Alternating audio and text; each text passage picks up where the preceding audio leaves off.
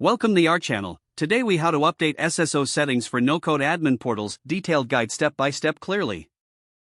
To update SSO settings for your no-code admin portal, begin by accessing the admin dashboard. Log in using your administrator credentials.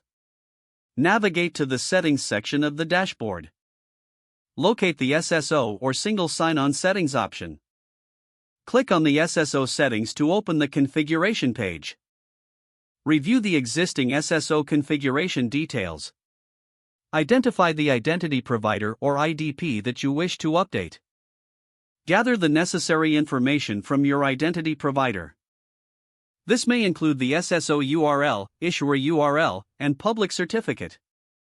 Return to the SSO settings page in your admin portal. Input the new SSO URL from your identity provider. Ensure the issuer URL is correctly entered as specified by your IDP. Upload or paste the public certificate as required.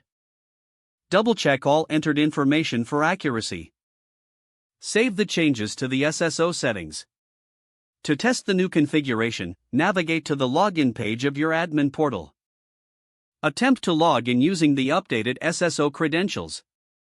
Verify that users can authenticate successfully. If issues arise, consult the error messages for troubleshooting. Make adjustments as necessary based on any errors encountered. Once confirmed, inform your users about the updated SSO settings. Provide guidance on how to log in using the new configurations. Document the changes made for future reference.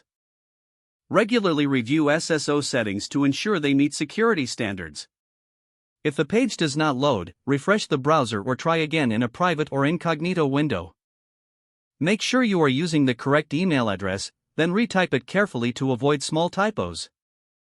If your password is not accepted, use the reset option and create a new strong password you can remember. Check your spam folder for verification or security emails, then complete any requested confirmation steps. Don't forget to like this video and subscribe to our channel for more step-by-step tech guides.